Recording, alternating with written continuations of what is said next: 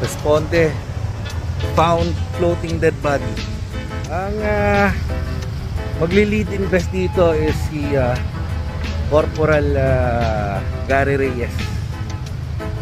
Tayo, ako at si PSMS Kayabyab, kami ngayon na mag-assist sa kanya.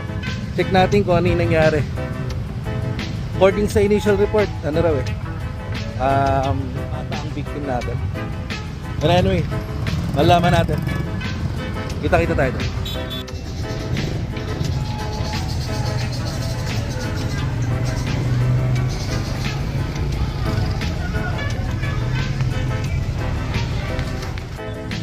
Dito tayo sa Paseco Police Station, Station 13 ng Manila Police District. Darating lang natin. Makikipag-coordinate tayo with regards to sa location ng found floating dead. Antayin lang natin yung tropa. So mamaya punta tayo doon.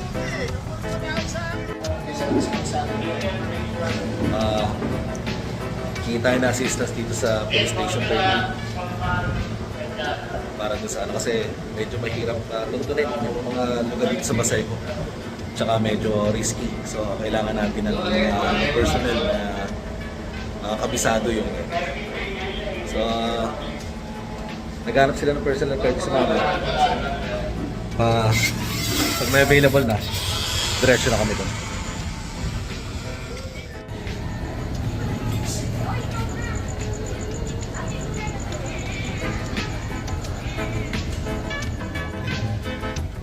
So waiting kami doon sa mga personnel na pwede sumama.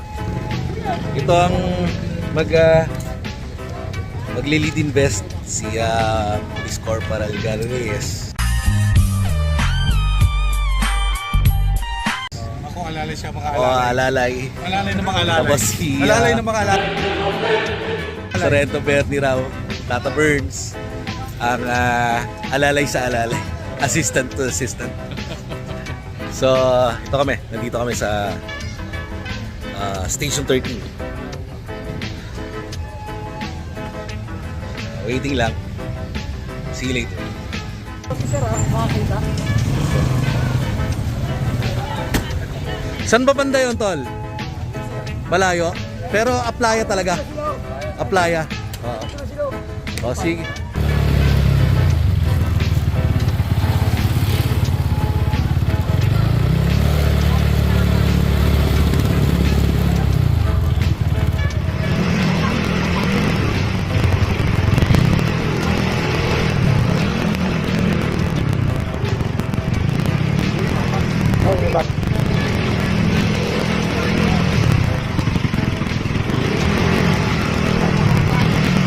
Malayo yan, yung playa. Malayo nga sir. Malayo yan. Kaya kung lalakarin natin, layo. Madaan po. Grabe yung tapuhan. Kung hindi mo kabisado, insider, makabangga ka ng tao. O malaglag ka sa dagat. Ito na yan. Woo! Grabe. Ito breakwater na ito tinatakbuhan namin ngayon. Breakwater. Nakalagpas na kami ito sa masikip. Grabe. So may-ari nga pala ng motor na to. Sa kapatid ko, si Rome. Sorry. Pero okay lang naman. Alaga ako naman yung motor. Walang masamang mangyayari sa kanya. Kumbaga, he's in good hands. Don't worry. Well, anyway, buhay homicider, kasama yan. Ito yung mga spices mo. Ito yung nagpapasaya.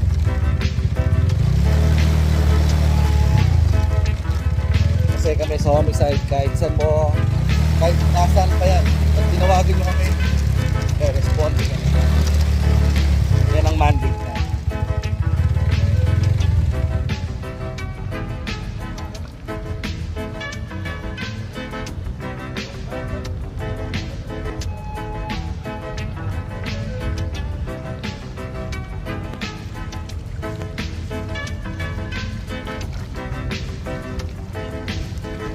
Fish out na ba?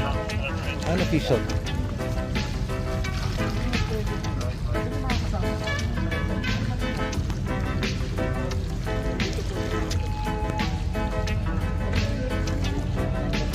Ay, nandito po ang dalatas. Nandito sila.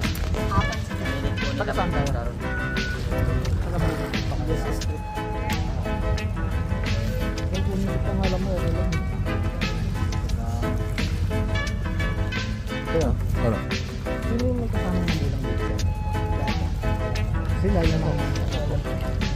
Ito may kasama magulang. Saan ano na?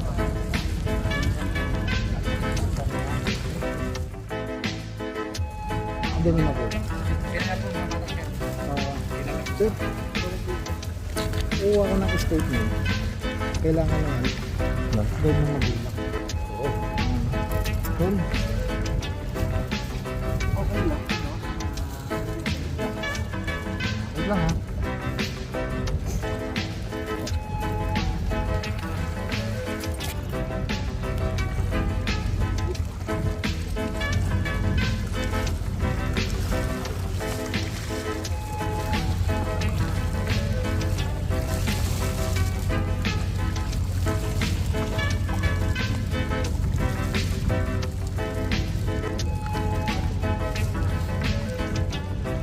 Kailan pa siya nalunod? Kaninang umaga? Alas 3 ng hapon. Ng umaga. Ano hapon?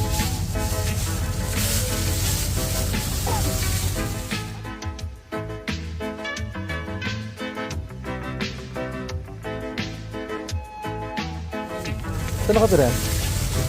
Magkakabit ba kita? Sa? Sakay sa Blooming Street.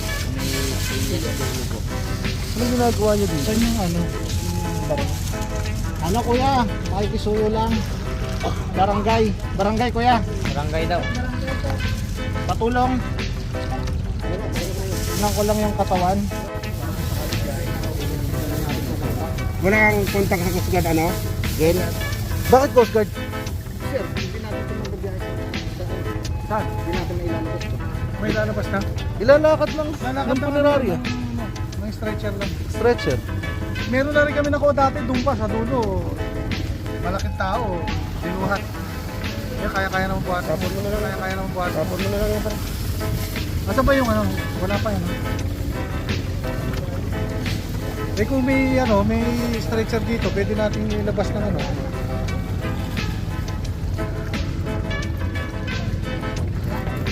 Dito na lang siya nakita. May mga kasama yun sir. Basta yung makasama. Ito ang tatay. Ha? Ah, may kukuha na pala. Oo. Meron na? Oo. Yung mga kasamahan niya? Ngayon pala may ano eh. Tinawagan sila. Bago. Hindi ko alam na Wala po, hindi po sila nagpaalam. Hindi nga po yan ano eh, nagmiliban sa baralan ngayon lang eh. Oh. Ilang taon na ito? 13 po. 13. 13. Ano, nag-iisang anak? Hindi po, 6 po sila, Ah, anim. pangalawa po siya. Okay. Ngayon lang nga po lumiban ng pag-aaral yan eh, hindi naman po lumiliban yan. Okay. Tsaka di lumalayo dito kasi di niya alam yung lugar dito sa Maynila. Oh, ano nangyari bago siya nalunod? Nagpaalam siya sa inyo na? Wala pong nagpaalam sa amin. Wala pong pumunta sa kahit isa sa kanila, wala pong pumunta sa amin, nagpaalam. Okay. Ang alam na po namin, nandun sa lola't lola niya. Okay. Yan lang po ang alam namin. Tapos tinawagan na lang po kami, ganyan ang nangyari. Anong oras yung siya huling nakakita? Kagabi pa po. Kagabi pa, mga anong oras pinakahuling nakakita niyo? Mga alas 6 po ng gabi pa yun. Tapos, hindi niyo na siya napansin na nandun sa ano? Hindi po, pumunta po sa lola't lolo niya. Pumunta sa lolo't lolo niya. Doon na siya nanggaling. Doon na po siya natulog. Oo. Hindi na po siya umuwi ng bahay. Okay. Wala naman tampo itong bata sa inyo. Wala ano? po. Wala naman. Palagi niyang ginagawa yun. Yung sa lola siya natutulog. Opo. Hindi po madalas, minsan lang po siya pupunta ron. Minsan lang. Pero wala hindi mo napagalitan. Hindi naman po. napagalitan. So, nung umalis siya sa lola niya, ang nalaman niyo pa na nasa lola niya. Hindi na. Ang alam lang po namin, nasa lola niya lang. Okay, yun ang alam niyo. Yun lang po. Pero may paano niyo nalaman na nasa lola? Hindi po, doon lang naman po yung pinupuntahan nila eh. Okay, Tsaka so yung- inassume nyo lang na yung nasa tito lola niya siya. po, sabi niya, ginigising niya po nung madaling araw para sumama. Okay. Kaso tulog na tulog daw po, kaya di na sinama. Okay. Dapat kasama yung tito niya dito. Opo. Okay. Kasama po dapat din sa palengke kasi nagtatrabaho po kami. Okay. Tapos, pagkatapos doon, may tumawag na lang sa inyo na, yun nga, binalita yung nangyari. Pinicturean, meron sa kanilang nag-picture sa kanya. Anong oras nyo nalaman na yung tawag? Anong oras yung tawag sa inyo na patay na pala itong anak mo? Mga mag-alas 4 na po yata. Alas 4 ng Hapon. hapon. Tapos dumiretso na kayo dito. Opo. Okay. So ito, kumbinsido ba kayo na walang foul play yung pangyayari na ito? Wala naman po. Wala naman. Kumbinsido kayo? Opo. Okay. Well anyway, nung tinitingnan natin itong bangkay, walang external signs, physical injury, wala. Okay. So wala namang so malinis yung bangkay. So pwede na nating i-rule out yung foul play. Well anyway, kung gusto niyo pagpatuloy namin yung pag-iimbestiga, kunin niyo yung bangkay, idali niyo sa punerarya ng choice niyo, pero bibigyan niyo kami ng autopsy kung ipapa-autopsy niyo. Pero kung hindi na kayo magpapa-imbestiga, bibigyan na namin sa inyo yung bangkay. Pipirma kayo ng waiver para sa okay. Hindi lang po kami Sige, katibayan na wala na po kayo hindi na po kayo willing mag-conduct ng investigation. Sulat mo naman yun.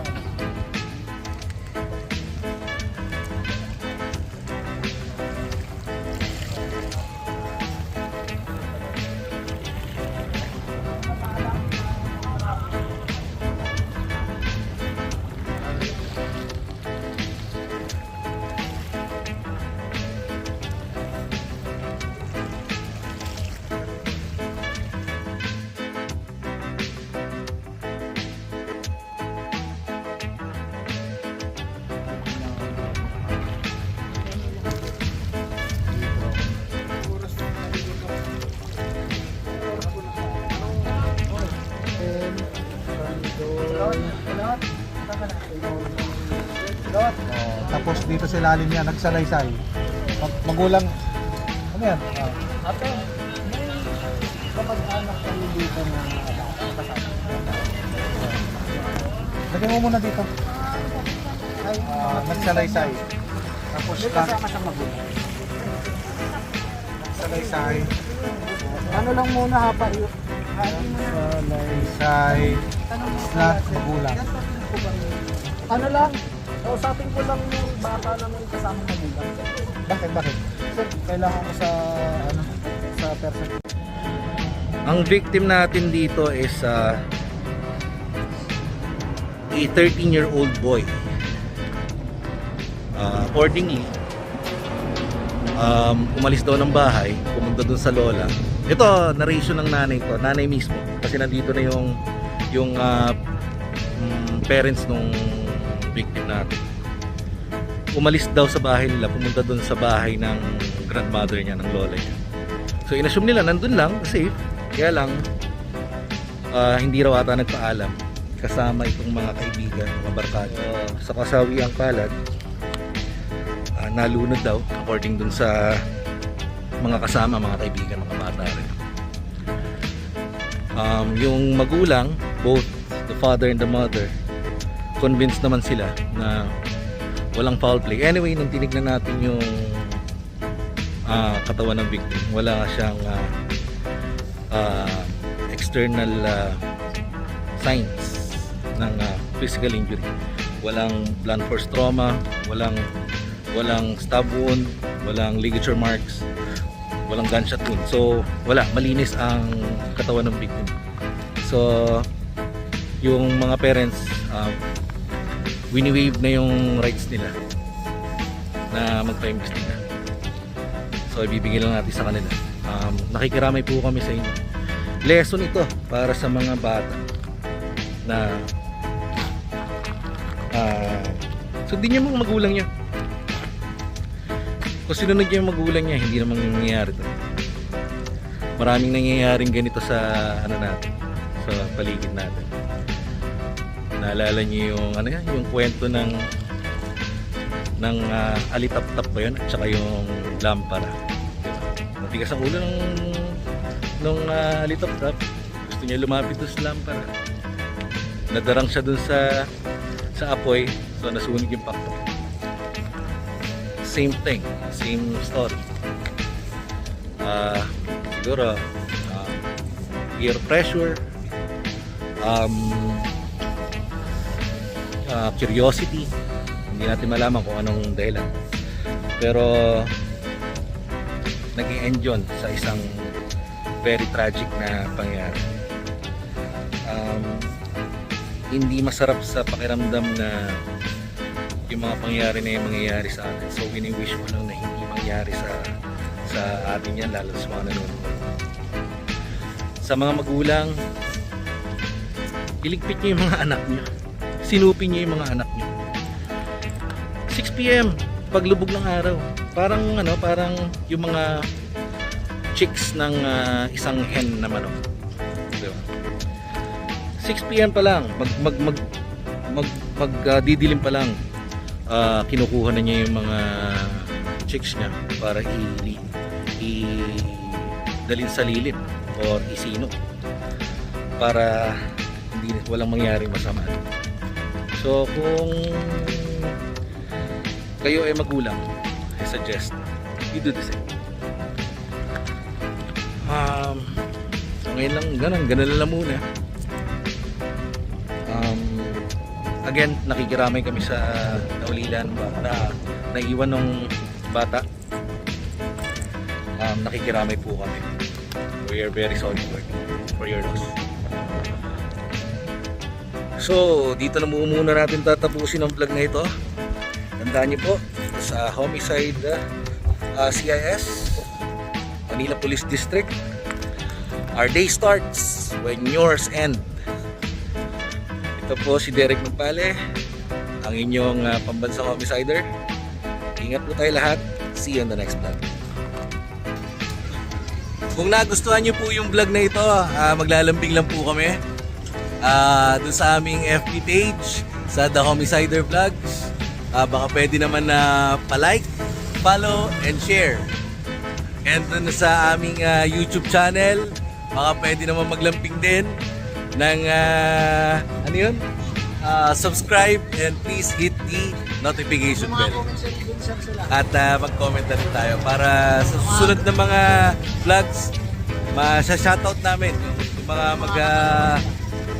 magko-comment, at kung may mga katanungan, sasagutin naman natin sa next vlog.